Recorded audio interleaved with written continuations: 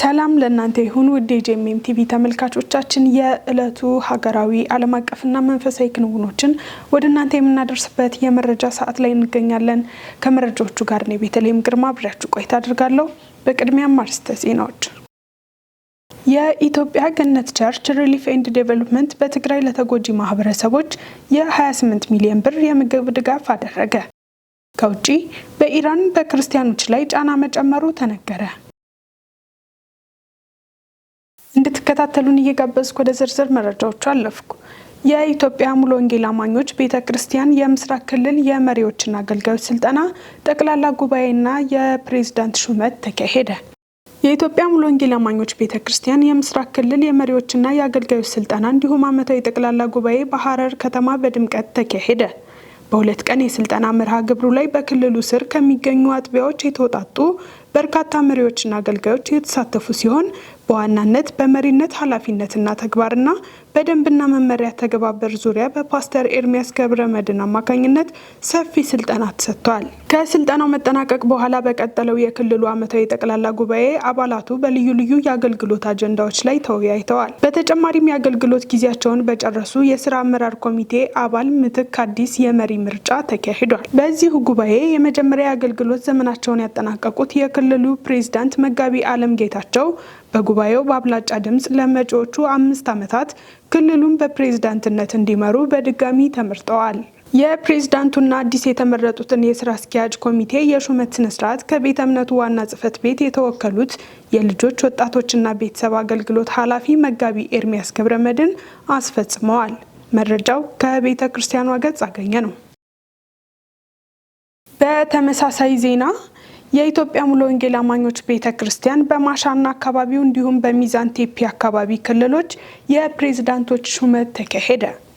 ከሐሙስ ሐምሌ 15 ቀን እስከ 17 ቀን 2018 ዓ.ም በማሻ አጥቢያ ቤተክርስቲያን እንዲሁም ከሮብ ሐምሌ 21 እስከ 24 ቀን 2018 ዓ.ም በሚዛን አጥቢያ ቤተክርስቲያን የሁለቱ ክልሎች ጠቅላላ ጉባኤ የተካሄደ ሲሆን በተለያዩ አጀንዳዎች ላይ በመነጋገር አጽድቋል። በመቀጠልም በማሻ በተካሄደው የጠቅላላ ጉባኤ ስብሰባ ጉባኤው የሁለት ዙር አገልግሎት ተርሙን ያጠናቀቀውን መጋቢ ገዛኸኝ ማሞን በመተካት መጋቢ ሽብሩ ገሪቶን የክልል ፕሬዝዳንት አድርጎ ሾመዋል።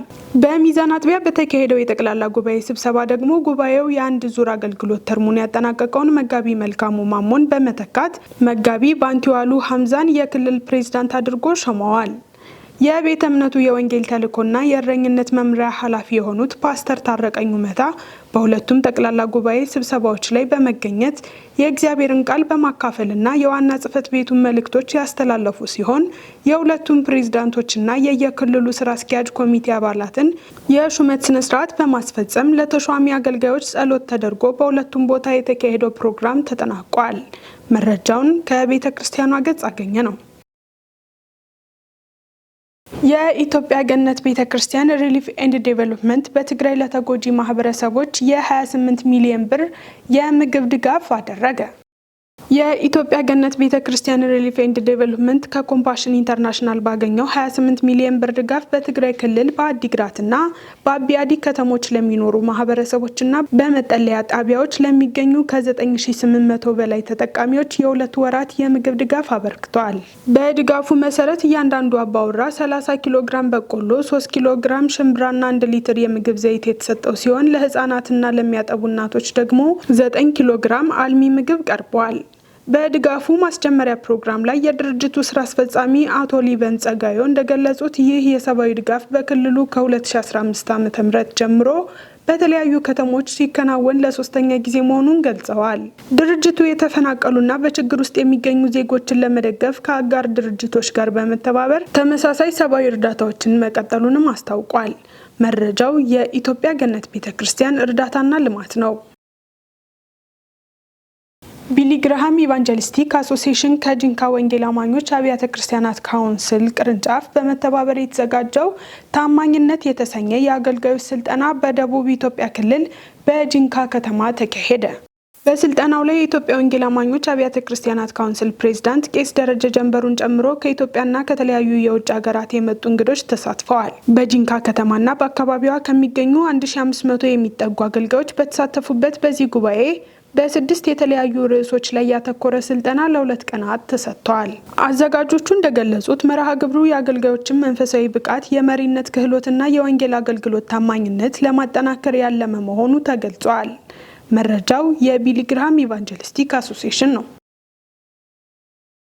ሀገራዊ ምክክሩ የኢትዮጵያን አንድነትና ክብር የሚያጸና ነው ሲሉ የሃይማኖት ተቋማት አባቶች ተናገሩ። ዳንኤል አንተነህ ዝርዝር አለው።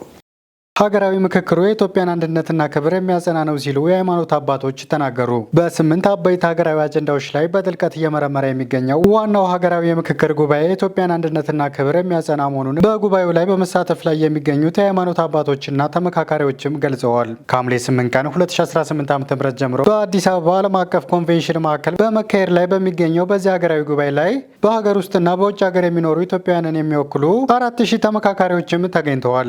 በጉባኤው ላይም እየተሳተፉ የሚገኙት የተለያዩ የእምነት ተቋማት አባቶችና ተመካካሪዎች የምክክር ሂደቱ አሳታፊ፣ አካታችና ነፃ ሆኖ መካሄዱንም ለኢትዮጵያ ዘላቂ ሰላም፣ ሀገራዊ መግባባትና ጠንካራ ሀገረ መንግስት ግንባታ ተስፋ ሰጪ አዲስ ምዕራፍ መክፈቱንም ገልጸዋል። ይህም ሁሉም ኢትዮጵያዊ ፍቅር፣ ሰላምና ልማት የሚፈልግ መሆኑን ከመገንዘብ ባለፈም ሰላሟ የተጠበቀ አረንጓዴና የበለጸገች ኢትዮጵያን ለመጪው ትውልድ ለማስረከብ ወሳኝ ምዕራፍ እንደሆነም አመላክተዋል።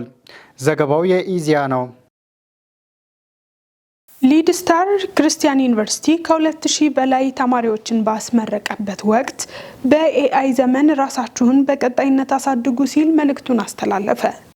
የሊድ ስታር ክርስቲያን ዩኒቨርሲቲ ለ10ኛ ጊዜ ባካሄደው የምረቃ ስነ ስርዓት 2560 ተማሪዎችን በዲፕሎማ፣ በመጀመሪያ ዲግሪ፣ በማስተርስና በዶክትሬት መርሃ ግብሮች አስመርቋል። የምረቃ ስነ ስርዓቱ በአዲስ አበባ ኤሊያና ሆቴል የተካሄደ ሲሆን የመንግስት ኃላፊዎች፣ የቤተ ክርስቲያን መሪዎች፣ ምሁራን፣ የተመራቂዎች ቤተሰቦችና ከተለያዩ ሀገራት የመጡ እንግዶች በስነ ስርዓቱ ተገኝተዋል። የዩኒቨርሲቲው መስራች ፕሮፌሰር ገመችስ ደስታ በሰጡት መልእክት ተመራቂዎች በሙያቸው ታማኝነትና ብቃት እንዲያገለግሉ በተለይም በአርቲፊሻል ኢንተለጀንስ ወይም ኤአይ እና በቴክኖሎጂ ፈጣን ለውጦች ጋር ተጣጥመው ራሳቸውን በቀጣይነት እንዲያሳድጉ አሳስበዋል። የዩኒቨርሲቲው ፕሬዝዳንት ፕሮፌሰር ዘሪሁን ገብሬ በበኩላቸው ትምህርት መጨረሻ የለውም ሲሉ ተመራቂዎች እውቀታቸውንና ክህሎታቸውን በተከታታይ እንዲያዳብሩ አሳስበዋል። እንዲሁም ዩኒቨርሲቲው ከኢትዮጵያ በተጨማሪ ከአሜሪካ፣ የመን፣ ናይጄሪያ እና ሌሎች ሀገራት የመጡ ተማሪዎችን እንዳስተማረ ገልጸዋል። በመጨረሻም የዩኒቨርሲቲው አመራሮች የትምህርት ጥራትን በማሳደግ ለአቅመ ደካማ ተማሪዎች፣ ለአካል ጉዳተኞችና በማረሚያ ቤቶች ለሚገኙ ዜጎች የትምህርት ዕድልን ለማስፋፋት ስራቸውን እንደሚቀጥሉ ገልጸዋል። ተስፋን እንትከል በሚል መሪ ቃል የተካሄደው የአረንጓዴ አሻራ መርሃ ግብር ላይ የሃይማኖት አባቶች ተሳተፉ። ተስፋን እንትከል በሚል መሪ ቃል የተካሄደው የአንድ ጀንበር የአረንጓዴ አሻራ የችግኝ ተከላ መርሃ ግብር ላይ የተለያዩ የሃይማኖት አባቶች በተለያዩ የአዲስ አበባ አካባቢዎች በመገኘት አሻራቸውን አኑረዋል። በመዲናዋ አዲስ አበባ በአጠቃላይ 176 ቦታዎች ላይ የችግኝ ተከላ ስራው በተቀናጀ መልኩ የተካሄደ ሲሆን በዛሬው መርሃ ግብር የሃይማኖት አባቶች፣ ህጻናት፣ ወጣቶች፣ ሴቶችና ሌሎች የማህበረሰብ ክፍሎች በንቃት ተሳትፈዋል። እንዲሁም የአዲስ አበባ የሃይማኖት ተቋማት ጉባኤ አመራሮች ከማዕከል እስከ ወረዳ ባሉ መዋቅሮች በመሳተፍ የችግኝ ተከላ መርሃ ግብሩን ደግፈዋል። የአረንጓዴ አሻራ መርሃ ግብር የአካባቢ ጥበቃን ከማጠናከር ባለፈ የትውልድ ተስፋን የሚያለመልምና የሁሉንም ማህበረሰብ ተሳትፎ የሚያበረታታ ብሔራዊ እንቅስቃሴ መሆኑ ተጠቁሟል። መረጃው የአዲስ አበባ የሃይማኖት ተቋማት ጉባኤ ነው። ተመልካቾቻችን አሁን ደግሞ ከውጭ ወደ ያዝናቸው መረጃዎች አለፍኩኝ። ዲሞክራቲክ ሪፐብሊክ ኮንጎ ሰሜን ምስራቅ በሚገኘው የኢቱሪ ግዛት በተፈጸሙ ተከታታይ ጥቃቶች 35 ክርስቲያኖች በኢስላሚክ ስቴት ሴንትራል አፍሪካ ፕሮቪንስ በተባለው ታጣቂ ቡድን አባላት መገደላቸው ተዘገበ። ሪፖርቶች እንደሚያመላክቱት ጁላይ 20 ቀን በማሙኩ መንደር በተፈጸመ ጥቃት 15 ክርስቲያኖች በጭካኔ ተገድለው 30 ቤቶችን በእሳት ወድመዋል።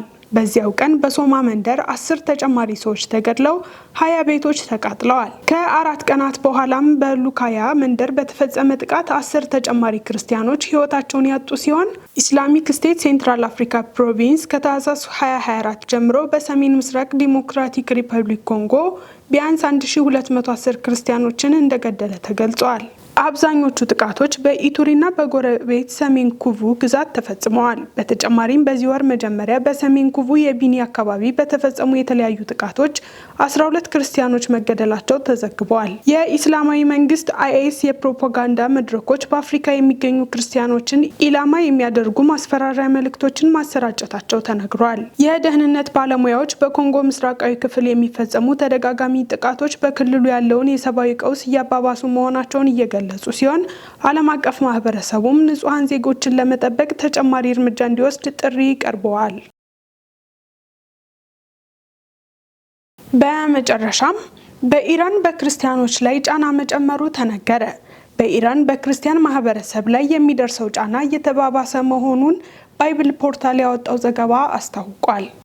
የሀገሪቱ ባለስልጣናት የኢራንን አንጋፋ የፕሮቴስታንት ቤተክርስቲያን በመንግስት ቁጥጥር ስር መዋላቸው ተዘግበዋል። በዚህም ዝቅተኛ ገቢ ያላቸው 20 የክርስቲያን ቤተሰቦች ላይ እርምጃ መወሰዱንና በሀገሪቱ ውስጥ ከ6000 በላይ ሰዎች በደህንነት ዘመቻ ተይዘው እየተመረመሩ መሆናቸው ተገልጿል።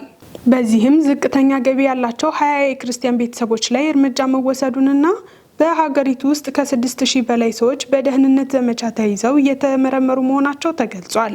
ነገር ግን የ6000 ሰዎች ቁጥር ከክርስቲያኖች ጋር ብቻ የተያያዘ መሆኑ በገለልተኛ ምንጮች አልተረጋገጠም። ሪፖርቶች እንደሚያመላክቱት የቴህራን የስለላ ተቋማት ከሀገር ውጭ የሚሰሩ የወንጌል ስርጭት አገልጋዮችን በመከታተልና በመመዝገብ በማስገባት በእነርሱ የሚተባበሩ ሰዎች ላይ እስርና ክስ ሊመሰረት እንደሚችል ተጠቁሟል። በተጨማሪም በማሽሃድ የሚገኝ አንድ የክርስቲያን አምልኮ ህንፃ መፍረሱንና አንዳንድ አማኞች ለረጅም የእስር ቅጣት መጋለጣቸውን የሚገልጹ ሪፖርቶችም ወጥተዋል። በኢራን ያሉ ክርስቲያኖች በከባድ ጫናና ፍርሃት ውስጥ ቢኖሩም በእምነታቸው ጸንተው መቀጠላቸውን የሚያሳዩ ምስክርነቶች እየተሰሙ መሆኑ ተገልጿል። ውድ ተመልካቾቻችን የዕለቱ መረጃዎች ከማጠናቀቃችን በፊት አርዕስተ ዜናዎችን ላስታውሳችሁ። የኢትዮጵያ ገነት ቸርች ሪሊፍ ኤንድ ዴቨሎፕመንት በትግራይ ለተጎጂ ማህበረሰቦች የ28 ሚሊዮን ብር የምግብ ድጋፍ አደረገ። ከውጪ በኢራን በክርስቲያኖች ላይ ጫና መጨመሩ ተነገረ። የተወደዳችሁ የጄኤምኤም ቲቪ ተመልካቾቻችን የዕለቱ መረጃዎች እነዚህን ይመስሉ ነበር። መረጃዎቹን ወደ እናንተ ያደረስኩትን የቤተልሔም ግርማ ነበርኩ። ያዘጋጁላችሁ ዳንኤል አንተነህና ነጻነቱ አቁማ በጋራ በመሆን ነበር።